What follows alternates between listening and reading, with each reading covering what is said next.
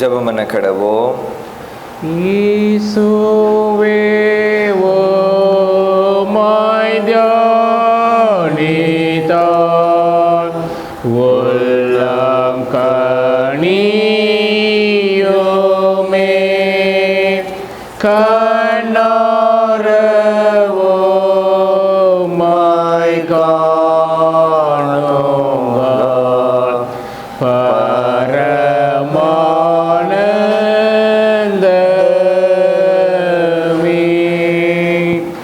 எங்களை அதிகமாக நேசிக்கிற எங்கள் அன்பு நல்ல ஆண்டவரே, பரிசுத்தமான மனமகிழ்ச்சியான ஆண்டவரே, இந்த கட்டளை வியாழனுக்காக உமக்கு நாங்கள் நன்றி செலுத்துகிறோம். ஒரு விசையாக இந்த அதிகாலை வேளையிலே நாங்கள் கூடி வரவும், இதே போல் ஒரு நாளிலே தேவனுடைய ராபோஜனமாகிய திருப்பந்தியை நீர் ஏற்படுத்தி தந்து உம்முடைய சீஷர்களுடைய கால்களை கழுவி ஒரு புதிய உடன்படிக்கை எங்களுக்குள்ளாக நீர் உருவாக்கி எங்களுக்கு தந்தபடினாலே உமக்கு நாங்கள் நன்றி செலுத்தி, அந்த புதிய உடன்படிக்கையை நாங்கள் நினைவு கூறவும், அந்த புதிய உடன்படிக்கைக்கு பாத்திரவான்களாக நாங்கள் வாழும்படியாக தொடர்ந்து எங்களுடைய வாழ்க்கையை உங்களுடைய சமூகத்திற்குள்ளாக நாங்கள் அர்ப்பணிக்க, தேவன் எங்களுக்காக சிலுவையில் பாடுபடும்படியாக ஆயத்தம் பண்ண அந்த நல்ல நாளை நினைவு கூர்ந்து உங்களுடைய சமூகத்தில் கூடுவதற்கு எங்களுக்கு கிருபை தந்த தயவுக்காக உமக்கு நன்றி செலுத்துகிறோம். இந்த கால வேளையின் ஆராதனையும் நீ முற்றிலுமாக பொறுப்படுத்தி கொண்டு எங்களுடைய ஆராதனையின் எல்லா பகுதிகளையும் பலிகளையும் நீர் அங்கீகரித்து தொடர்ந்து ஆண்டவரே உமக்குள்ளாக நாங்கள் பலனடைந்து செயல்படும்படியாக தேவரே நீர் கிருபை தந்தரல வேண்டும் என்று உடைய சமூகத்தில் ஜெபிக்கிறோம். தொடர்ந்து உடைய பிரசன்னத்தினால் எங்கள் ஒவ்வொருவரையும் வழி நடத்தி அருளும். இயேசு கிறிஸ்து நாமத்தினாலே ஜெபிக்கிறோம் அன்பின் பரலோக பிதாவே, ஆமென். தேவனுடைய பரிசுத்த நாமத்திற்கு மகிமை உண்டாக. ஆராதனைக்கு ஆரம்பமாக நாம் யாவரும் எழும்பி நின்று பாமாலை 103வது பாடலை நாம் பாடுவோம். Him number 1023. என் அருள்நாதா இயேசுவே, சிலுவை காட்சி பார்க்கையில் பூலோகமேன்மை நஷ்டமே என்றுணர்ந்தேன் என் உள்ளத்தில். என் மீட்பர் சிலுவையல்லால் வேறதை நான் பாராட்டுவேன். சிற்றின்பம் யாவும் அதினால் தகாததென்று தள்ளுவேன். கை தலை காலிலோ மீதோ பேரன்பும் துன்பும் கலந்தே பாய்ந்தோடும் காட்சி போலுண்டோ. முள்மொழியோ பற்றதே சராசரங்கள் அனைத்தும் அவன்புக்கு மாத்திரம். என் ஜீவன் சுகம் செல்வமோ என் நேசருக்கு பாத்தியம். மாந்தர்க்கு மீட்பை கஸ்தியால் சம்பாதித்தேந்த இயேசுவே, உமக்கு என்றும் தாசரால் மாசோசிரமுண்டாகவே.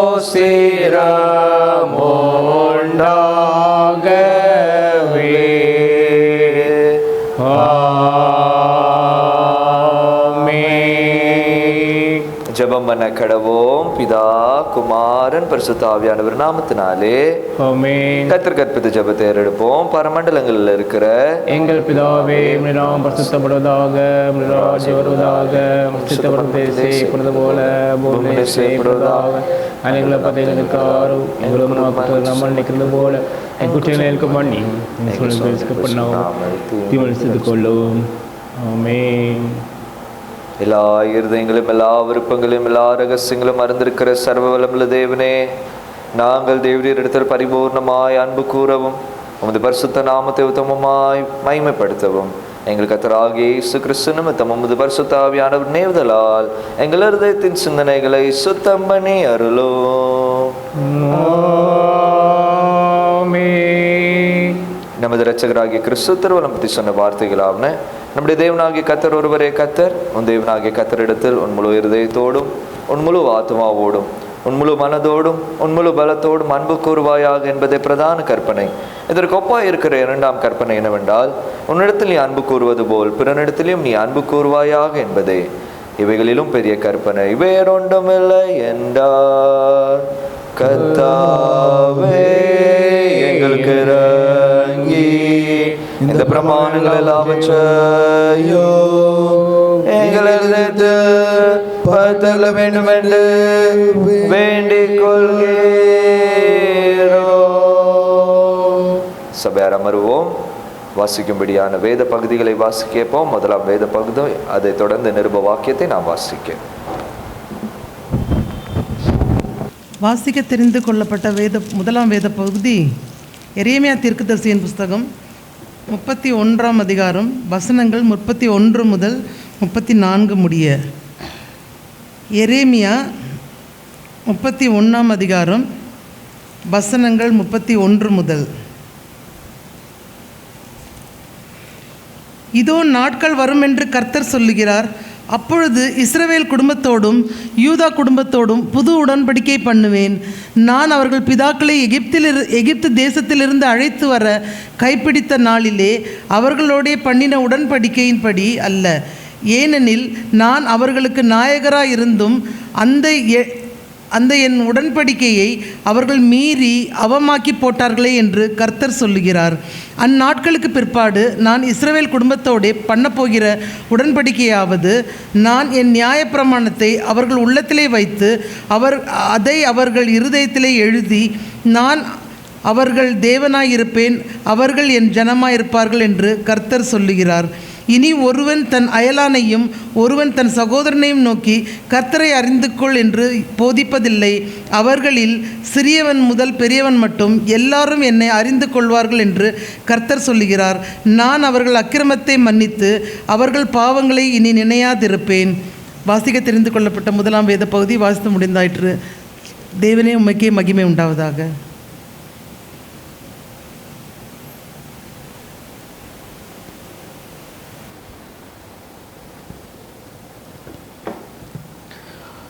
வாசிமுடியாக குறிக்கப்பட்ட நிருப வாக்கியம் பரிசுத்த பவுல் அப்போஸ்தலன் கொரிந்தியர்களின் முதலாம் நிருபம் 11 அதிகாரம் 23 வசனம் முதல் 29 வசனம் வரை.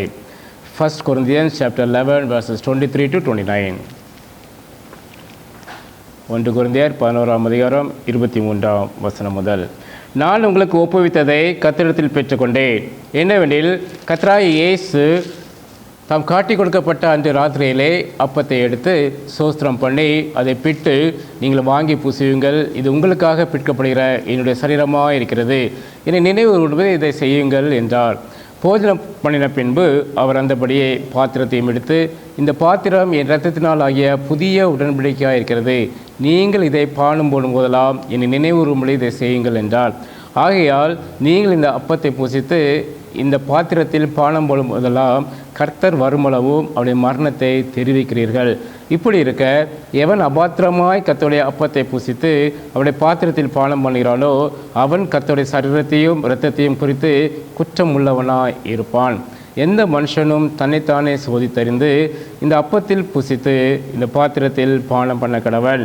எண்ணத்தினாலெனில் அபாத்திரமாய் போஜனம் பானம் பண்ணுகிறவன் கர்த்தருடைய சரீரம் என்னதென்று நிதானித்து அறியாததினால் தனக்கு ஆக்கினை தீர்ப்பு வரும்படி போஜனம் பானம் பண்ணுகிறான். வாசிக்கும்படியாக குறிக்கப்பட்ட நிருப வாக்கியம் வாசித்தாயிற்று.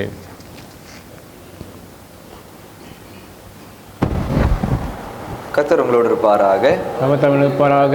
பரிசுத்த சுவிசேஷ வாக்கியத்திற்காக நாம் யாவரும் எழுந்து நிற்போம். பரிசுத்த சுவிசேஷ வாக்கியம் பரிசுத்த யோவான் எழுதின நற்செய்தி நூல் 6ஆம் அதிகாரம் 35ஆம் வசனம் முதல் 39ஆம் வசனம் வரை, அதைத் தொடர்ந்து 47ஆம் வசனம் முதல் 51ஆம் வசனம் வரை அடங்கி இருக்கிறது. தேவனுக்கே மகிமை உண்டாவதாக.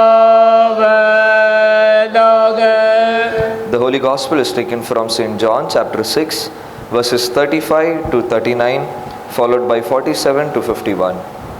யோவான் எழுதின நற்செய்தி நூல் 6ஆம் அதிகாரம் 35ஆம் வசனம் முதல் இருக்கிற ஆண்டுடைய வார்த்தையை கேளுங்கள். இயேசு அவர்களை நோக்கி, ஜீவ அப்பம் நானே. என்னிடத்தில் வருகிறவன் ஒரு காலும் பசியடையான். என்னிடத்தில் விசுவாசமாயிருக்கிறவன் ஒரு காலும் தாகமடையான். நீங்கள் என்னை கண்டிருந்தும் விசுவாசியாமல் இருக்கிறீர்கள் என்று உங்களுக்கு சொன்னேன். பிதாவானவர் எனக்கு கொடுக்கிற யாவும் என்னிடத்தில் வரும். என்னிடத்தில் வருகிறவனை நான் புறம்பே தள்ளுவதில்லை. என் சித்தத்தின்படி அல்ல, என்னை அனுப்பினவருடைய சித்தத்தின்படி செய்வதே நான் வானத்திலிருந்து இறங்கி வந்தேன். அவர் எனக்கு தந்தவைகளில் ஒன்றையும் நான் இழந்து போகாமல் கடைசி நாளிலே அவர்களை எழுப்புவதே என்னை அனுப்பின பிதாவின் சித்தமாய் இருக்கிறது. 47ஆவது வசனம், என்னிடத்தில் விசுவாசமாய் இருக்கிறவர்களுக்கு நித்திய ஜீவன் உண்டென்று மெய்யாகவே மெய்யாகவே உங்களுக்கு சொல்லுகிறேன்.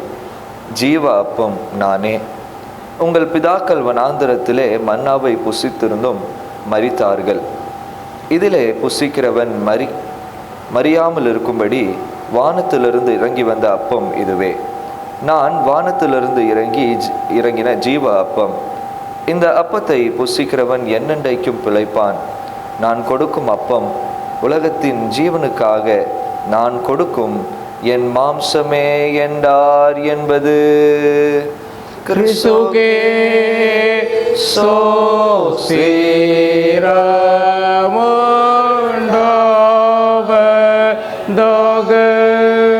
வானத்தையும் பூமியையோ காணப்படுவதுமான எல்லாவற்றையும் படுத்துரைக்கிற சர்வவல்லமையுள்ள ஒரே தேவனை விசுவாசிக்கிறேன்.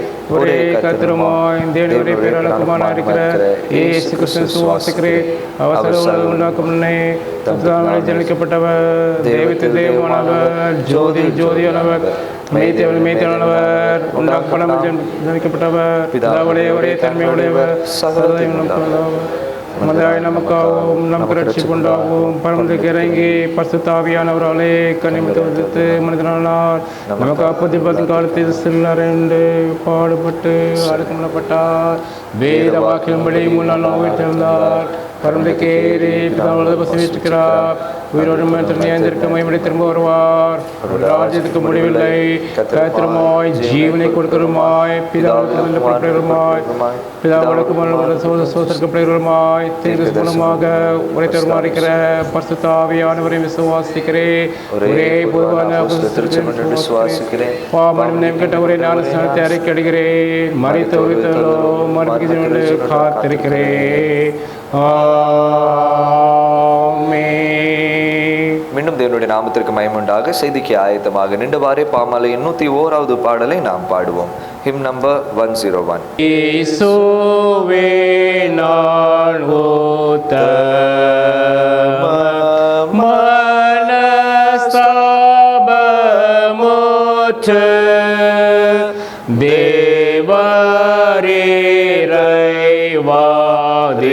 தேவரேரைவாதித்த பாவத்தை வெறுத்து நீக்க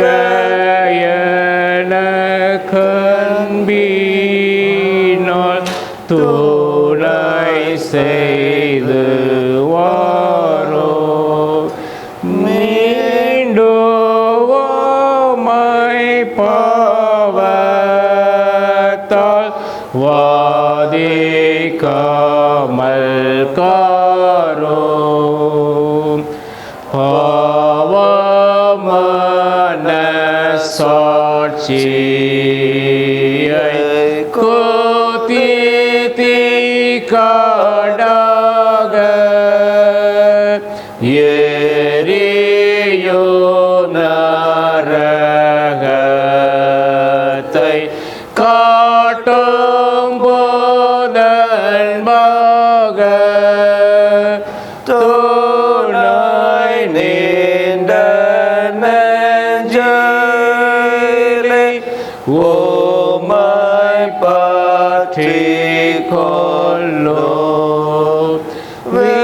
விசுவாசத்தை நீரே தந்து தேட சொல்லோ. நான் என் சிலுவையையோ கலேபாய் சுமந்து தாழ்மை பொறுமையையோ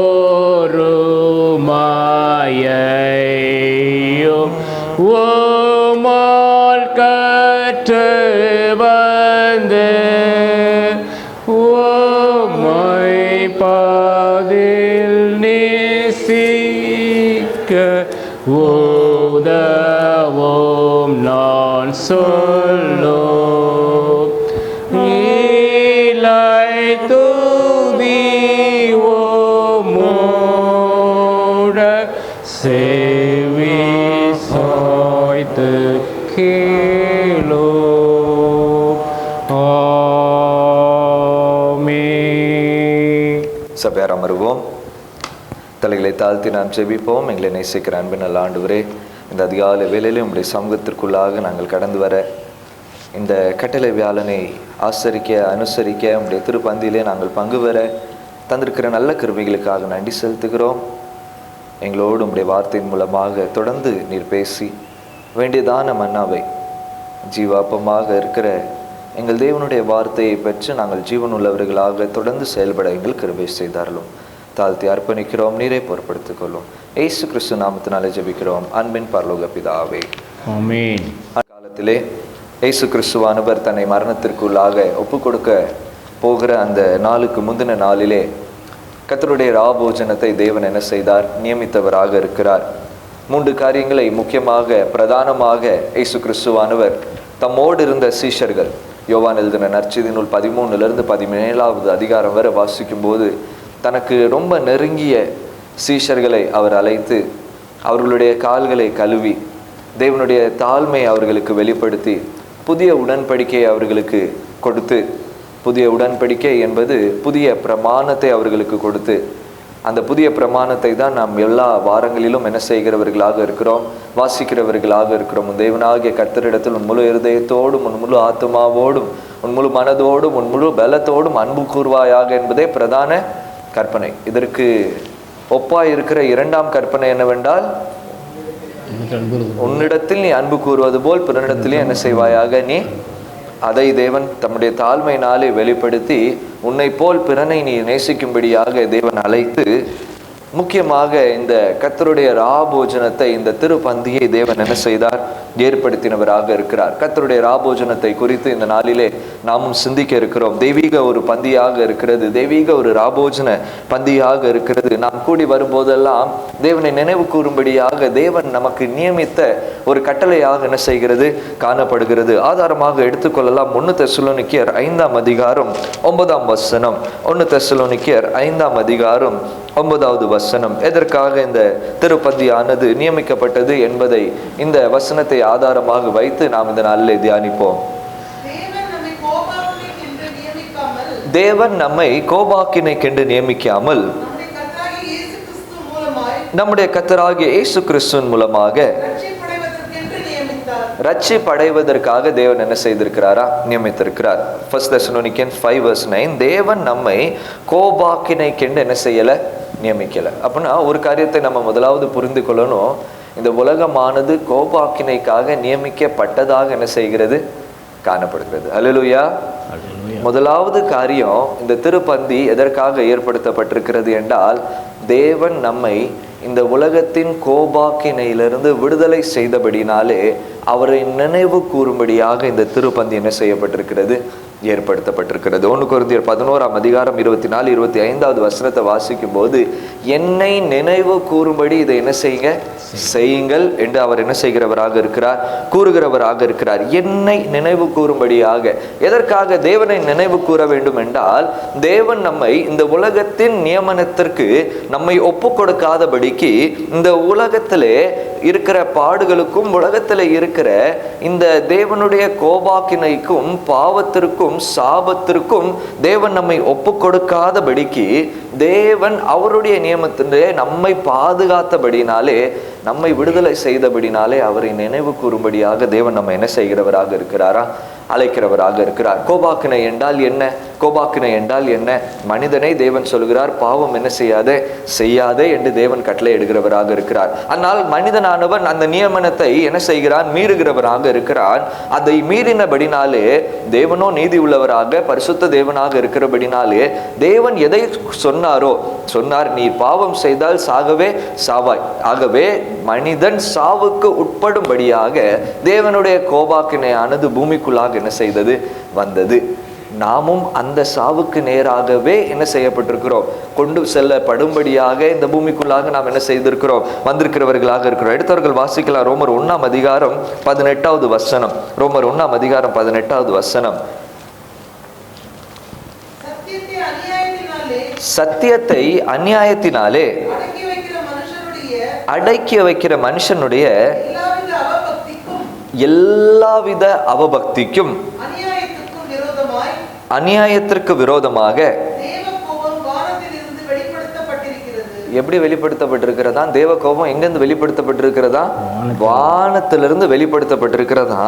யாருக்கு வெளிப்படுத்தப்பட்டிருக்கிறது என்றால், சத்தியத்தை அநியாயத்தினாலே அடக்கி வைக்கிற மனுஷர் எல்லாருக்கும். யாரெல்லாம் அவபக்தியாக, யாரெல்லாம் அநியாயத்தை, யாரெல்லாம் அநீதியாக செயல்படுகிறார்களோ, யாரெல்லாம் பாவத்திற்கு தங்களை ஒப்பு கொடுத்திருக்கிறார்களோ எல்லாருக்குள்ளாகவும் என்ன வந்திருக்குதான்? தேவனுடைய கோபாக்கினை எங்கிருந்து வெளிப்படுத்திருக்கிறான்? வானத்திலிருந்து வந்திருக்குதான். நீங்க தொடர்ந்து 20வது வசனம், 24வது வசனம், 26வது வசனத்தை வாசிக்கும் போது இந்த கோபாக்கினைக்குள்ளாக தேவன் உலகத்தை என்ன செஞ்சுட்டாரா? ஒப்பு கொடுத்துட்டார். முழுமையாக என்ன செஞ்சிட்டார்? ஒப்பு கொடுத்த தேவனாக இருக்கிறார். இருப்பினும் மாம்சத்தில் பிறந்த எல்லாருக்கும் இந்த கோபாக்கினை இருந்தாலும் தேவன் நம்மை அந்த கோபாக்கினையிலிருந்து விடுதலை செய்தபடினாலே அதை நினைவு கூறும்படியாக தேவன் இந்த திருப்பந்தி என்ன செய்திருக்கிறாரா? ஏற்படுத்தியிருக்கிறார். ஹல்லேலூயா. ஆதி தொடக்கமாக அந்த கோபாக்கினை என்ன செஞ்சது? வெளிப்பட்டது. நோவாவின் காலங்களிலே 40 நாள் இரவும் பகலும் என்ன செய்தது? மழை பெய்து எல்லாரும் என்ன செய்தது? அழித்து போட்டதாக இருந்தது. சோதம் கொமராவை என்ன செய்தது? நெருப்பினால என்ன செய்யப்பட்டது? சுட்டரிக்கப்பட்டது. ஜனங்களுடைய பாவத்திற்கான தண்டனை அவர்கள் என்ன செய்தார்கள்? அனுபவித்தவர்களாக இருந்தார்கள். இஸ்ரேலின் ஜனங்கள் 430 ஆண்டுகள் அடிமைத்தனத்திலிருந்து விடுதலை ஆக்கப்படும் போது 10 வாதைகள் எகிப்தியர்களுக்குள்ளாக என்ன செய்யப்பட்டது? அனுப்பப்பட்டதாக இருந்தது. அந்த 10 வாதைகள் எகிப்தியர்களுக்குள்ளாக அனுப்பப்பட்டதாக இருந்தாலும் இஸ்ரவேலர்களை ஒரு வாதை என்ன செய்யவே இல்லை, அணுகவே இல்லை. யாத்திராகமம் 12ஆம் அதிகாரம் 13ஆம் வசனம் இவ்வாறாக கூறுகிறது, அந்த இரத்தத்தை நீங்கள் வாசிக்கலாமா? யாத்திராகமம் 12ஆம் அதிகாரம் 13ஆம் வசனம். நீங்கள் இருக்கும் இஸ்ரவேலர்களே, நீங்கள் இருக்கும் வீட்டில் அந்த இரத்தம் உங்களுக்காக என்ன செய்யுமா? அடையாளமாக இருக்கும். அந்த இரத்தத்தை நான் கண்டு நான் உங்களை என்ன செய்வேன்? கடந்து போவேன். நான் எகிப்து தேசத்தை அழிக்கும் போது அழிக்கும் வாதை என்ன செய்யதான் உங்களுக்கு? அவர் எதத்தை காணுவாரா? அந்த இரத்தத்தை காணுவாரா? அந்த இரத்தத்தை காணும்போது சங்கார தூதன் என்ன செய்வாரா? எந்த இடத்துல அந்த இரத்தத்தை காணுகிறாரோ அந்த இடத்தை மட்டும் கடந்து போகிறவராக என்ன செய்கிறார்? காணப்படுகிறவராக இருக்கிறார். நம்மையும் இந்த உலகத்தின் கோபாக்கினையிலிருந்து கடந்து போகும்படியாக மீட்ட தேவனை நினைவு கூறும்படியாக தேவன் என்ன செய்திருக்கிறவராக இருக்கிறார். இந்த திருப்பந்தியை தேவன் ஏற்படுத்தி இருக்கிறவராக இருக்கிறார்.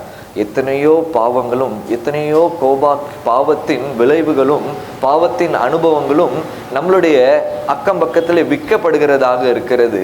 அக்கம் பக்கத்தில் பாவமானது எளிமையாக விற்கப்படுகிற ஒரு காலத்தில் வாழ்ந்து கொண்டுட்டு இருக்கிற நம்மையோ தேவன் பாவத்திலிருந்து விலக்கி காத்திருக்கிறவராக என்ன செய்கிறார்? இருக்கிறார். இந்த உலகத்தின் கோபாக்கினையிலிருந்து நாம் அழிந்து போகாதபடிக்கு தேவன் நம்மை காத்தபடினாலே அவரை நாம் நினைவு கூறுவதற்கு என்ன செய்யப்பட்டிருக்கிறோம்? அழைக்கப்பட்டிருக்கிறோம். உலகத்தில் போய் பாருங்க, எத்தனையோ ஜனங்கள் எத்தனையோ அடிமைத்தனத்திற்குள்ளாக என்ன செய்யப்படுகிறாங்க? காணப்படுகிறாங்க. எத்தனையோ அடிமைத்தனத்திற்குள்ளாக என்ன செய்கிறாங்க, காணப்படுகிறவர்களாக இருக்கிறாங்க. சிறுமையாக எளிமையாக வருகிற ஒரு பாவமானது அவர்களை பிடித்து கொண்டு அதை விடாதபடிக்கு என்ன செய்கிறது, விரட்டி அவர்களை துரத்தி வருகிறதாக இருக்கிறது. கடந்த மாதத்தில் பெங்களூருக்கு என்ன செய்திருந்தோம், போயிருந்தோம். பெங்களூரில் ஏர்போர்ட்லேருந்து ஒரு இடத்துக்கு போகிறதற்காக என்ன செஞ்சிருந்தோம், கேப் புக் பண்ணியிருந்தோம். கேப் டிரைவர் வண்டி ஓட்டுறான், ஒரு கையில் வண்டிக்கு ஸ்டியரிங் இருக்குது, இன்னொரு கையில் மொபைல் என்ன செஞ்சுருக்கிறான், வச்சிருக்கிறான். ஏன் மொபைலில் என்னையா பண்ணுற அப்படின்ட்டு பார்த்தா என்ன விளையாண்டுட்டு இருக்கான் உள்ள, ரம்மி என்கிற ஆன்லைன் கேம், ஒரு சிறிய ஆன்லைன் கேமு ரம்மி என்கிற கேம் விளையாண்டுட்டு இருக்கிறான். ஏன்னா அதில் என்ன இருக்காங்க, அங்கே என்ன இருக்கு, அங்கே தன்னுடைய பணத்தை போட்டு அங்கே என்ன செய்கிறாங்க, ஒரு அடிமைத்தனம். எவ்வளவோ சொல்லி பார்க்கும், எப்பா இங்கே எத்தனை பேர் இருக்கோம், இங்கே வண்டியில் 7 பேர் என்ன செஞ்சுட்டு இருக்கிறோம், பிரயாணம் பண்ணிட்டு இருக்கோம். ஆனால் அந்த 7 பேர் அவனுக்கு முக்கியம் இல்லை. அவனுக்கு என்ன முக்கியமாக இருக்கு, விளையாடுகிற அந்த ஒரு கேம், விளையாடுறவர். அவ்வளவாக இந்த உலகமானது ஒவ்வொரு காரியத்திற்குள்ளாக அடிமைத்தனப்படுத்தும்படியாக இந்த உலகம் செயல்பட்டு கொண்டிருக்கிற இந்த சூழ்நிலையிலும் தேவன் நம்மை காத்து வழி நடத்துகிறபடினாலே அவரை நினைவு கூறும்படியாக தேவன் இந்த திருப்பந்தியை நமக்கு என்ன செய்திருக்கிறார், ஏற்படுத்தியிருக்கிறவராக இருக்கிறார். ஜான் ஸ்காட் என்கிற தேவ மனிதன் இப்படியாக கூறுகிறார், at the Lord's table we meet not a God of anger but a God who in Christ has borne his own wrath for us. தேவன் இந்த உலகத்தை கோபாக்கினைக்குள்ளாக தீர்த்தாலும் தேவன் இந்த திருப்பந்தியை ஏற்படுத்தி அவருடைய மேஜை கண்டையிலே வருகிறவர்களை தேவன் கோபத்தோடு அல்ல, ஆனால் கிறிஸ்துவானவர் சிலுவையிலே சிந்தின அந்த இரத்தத்தோடு தம்முடைய சமூகத்திற்குள்ளாக அந்த கோபாக்கினை தீர்க்கும்படியாக அழைக்கிற நல்ல தேவனாக இருக்கிறார். அல்லேலூயா. இது நமக்கு மட்டும் கிடைத்த ஒரு மாபெரும் பாக்கியமாக என்ன செய்கிறது இருக்கிறது. ஆகவே இதை நினைவு கூர்ந்த ஆண்டுடைய சமூகத்தில் வருவதற்கு தேவன் நம்மை அழைக்கிறவராக இருக்கிறார். 2வது காரியமாக அதே வசனத்தில் வரும்போது 1 தெசலோனிக்கர் 5ஆம் அதிகாரம் 9ஆம் வசனத்தில் இது எதன் மூலமாக உண்டாயிட்டு என்றால், நம்முடைய கர்த்தராகிய இயேசு கிறிஸ்துவின் மூலமாய் ரட்சிப்பு கண்டு என்ன செய்யப்பட்டிருக்கிறோமா, நம்ம என்ன செஞ்சிருக்கிறோமா, நியமிக்கப்பட்டவர்களாக இருக்கிறோம். தேவன் நம்மை மாத்திரம் விட்டு எதற்காக விட்டு வைத்திருக்கிறார் என்றால், அந்த ரட்சிப்பு கண்டு ஒரு நியமனத்தை நமக்குள்ளாக என்ன செய்திருக்கிறாரா. அப்போ ஆக்கினை கண்டு உலகத்தை தீர்த்திருக்கிறார். ஆனால் யாரெல்லாம் தேவனை விசுவாசிக்கிறார்களோ அவர்களுக்கு வைத்திருக்கிற நியமனம் என்னது, ரட்சிப்பு கெண்டு நம்ம என்ன செய்திருக்கிறாரா, நியமித்திருக்கிற தேவனாக காணப்படுகிறவராக இருக்கிறார். முழுமையான ரட்சிப்பை தேவனுடைய கிருபையினாலே நமக்கு தந்திருக்கிறவராக இருக்கிறார். எபேசியர் 2ஆம் அதிகாரம் 8-9ஆம் வசனத்தை வாசிக்கும் போது, கிருபையினாலே விசுவாசத்தை கொண்டு என்ன செய்தீர்கள், ரட்சிக்கப்பட்டீர்கள், இது உங்களால் உண்டானது அல்ல, இது தேவனுடைய கிருபையாக என்ன செய்கிறது, தேவனுடைய கிருபையின் பலனாக என்ன செய்கிறது, காணப்படுகிறது.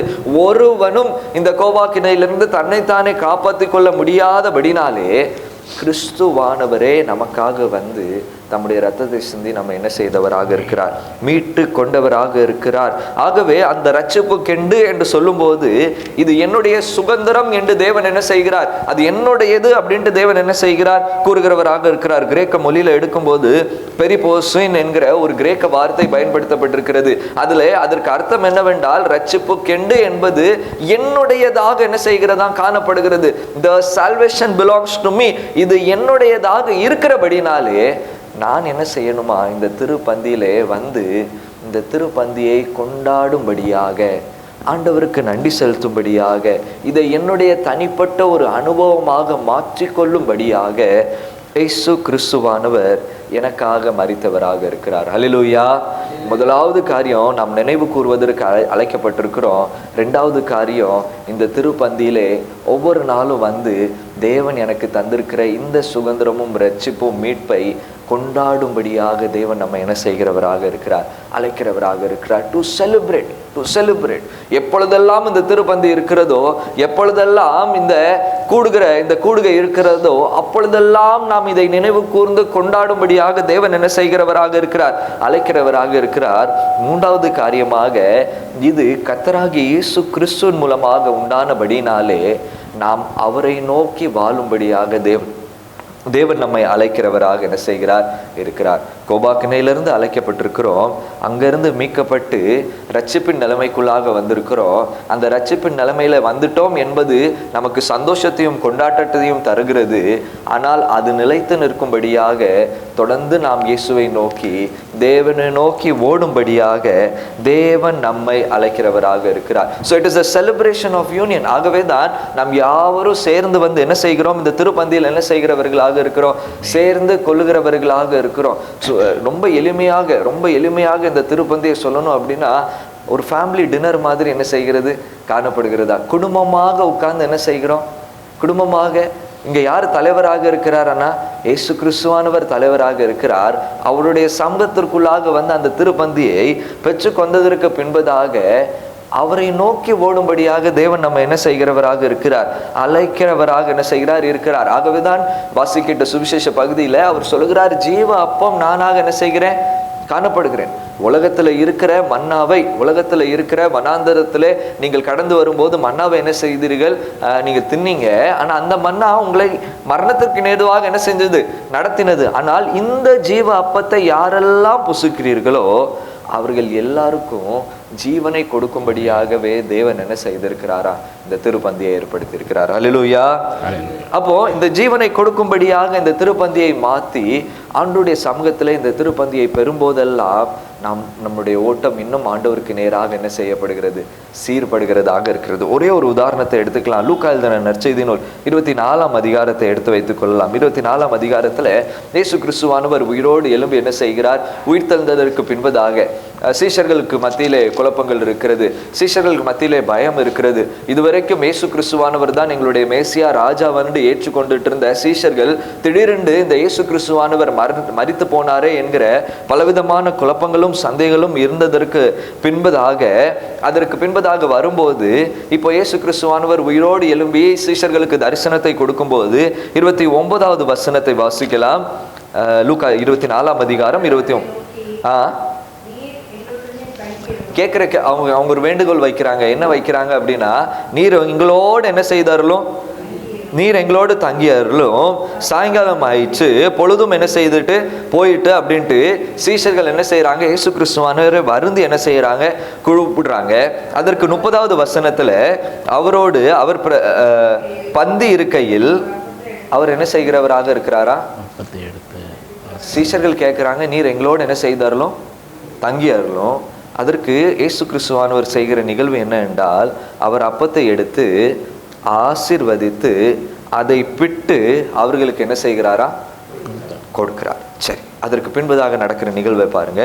அப்பொழுது அவர்களுடைய கண்கள் என்ன செய்யப்பட்டதா, திறக்கப்பட்டு அவரை என்ன செய்தார்களா, அறிந்தார்கள். உடனே அவர் என்ன செய்தாரா, மறைந்து போனார். 32வது வசனம் வாசிக்கலாம். அப்பொழுது அவர்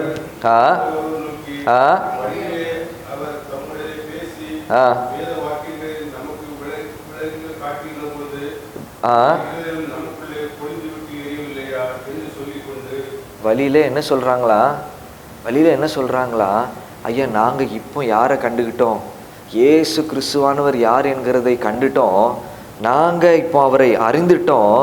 இப்போ வழியில போகும்போது வேத வாக்கியங்களை நமக்கு விளக்கி காட்டின போது நம்மளுடைய இருதயமானது என்ன செய்ததா, கொழுந்து விட்டு என்ன செய்ததா, எரிந்ததே.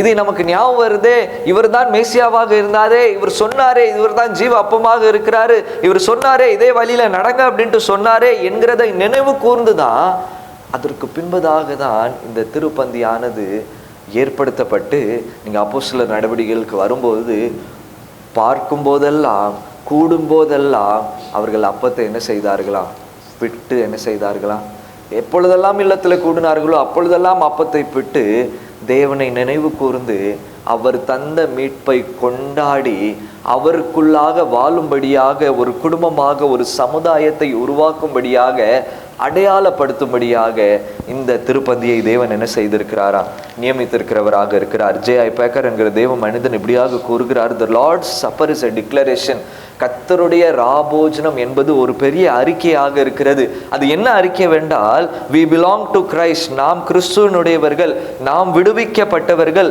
நாம் விடுவிக்கப்பட்டவர்களாக மாத்திரம் அல்லாதபடிக்கு அவர் வருவார் என்கிறதை காத்து கொண்டுட்டு இருக்கிற ஒரு சமுதாயமாக இருக்கிறோம். It shapes how we live now with gratitude, humility and watchfulness. நாம் இப்பொழுது எவ்வளவு தாழ்மையோடும் நன்றி இருதயத்தோடும் தேவன் வருகிறார் என்கிறதை நினைவு கூர்ந்து எதிர்பார்க்கிறவர்களாக காத்திருந்து வாழும்படியாகவே இந்த ராபோஜனத்தை ஒரு அறிக்கையாக, அடையாளமாக தேவன் என்ன செய்திருக்கிறாரா, வெளிப்படுத்தியிருக்கிறார். கிறிஸ்துக்குள் அன்பானவர்களே, இந்த அருமையான கால வேளையிலே இந்த ராபோஜனத்திற்குள்ளாக நாம் கடந்து வரும்போது நாம் எந்த நிலைமையிலிருந்து மீட்கப்பட்டிருக்கிறோம் என்கிறதை நினைவு கூர்ந்து, மீட்கப்பட்டிருக்கிற இந்த நிலைமையை குறித்து ஆண்டவருக்கு நன்றி செலுத்தி கொண்டாடி அவரை துதித்து, கடைசியாக மீட்கப்பட்ட அந்த நிலைமையிலே ஒவ்வொரு நாளும் வாழும்படியாக கிறிஸ்துவின் அனுபவங்களை தரித்தவர்களாக, அவர் ஜீவ அப்பமாக இருக்கிறபடினாலே அவருடைய சமூகத்திலிருந்து ஜீவனை பெற்று தொடர்ந்து நாம் அவருக்குள்ளாக செயல்படும்படியாக, அவருக்கு நன்றியுள்ளவர்களாக நம்மை நாமே தாழ்த்தி அவர் வருகை எதிர்கொண்டு இருக்கும்படியாக தேவன் இந்த திருப்பந்தியை நமக்கு என்ன செய்திருக்கிறார், ஏற்படுத்தியிருக்கிறவராக இருக்கிறார்.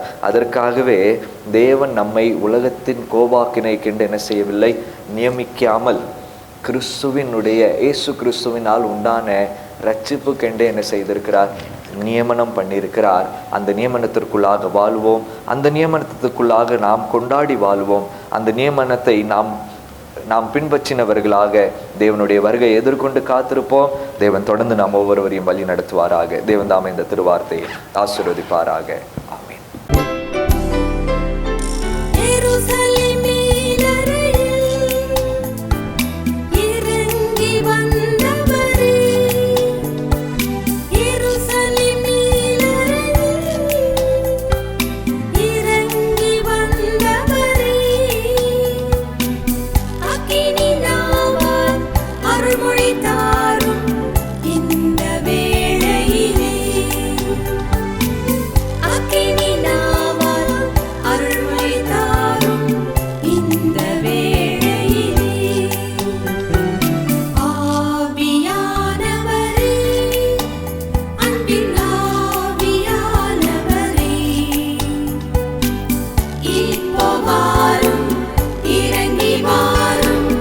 எங்கள் மத்தியிலே இப்போ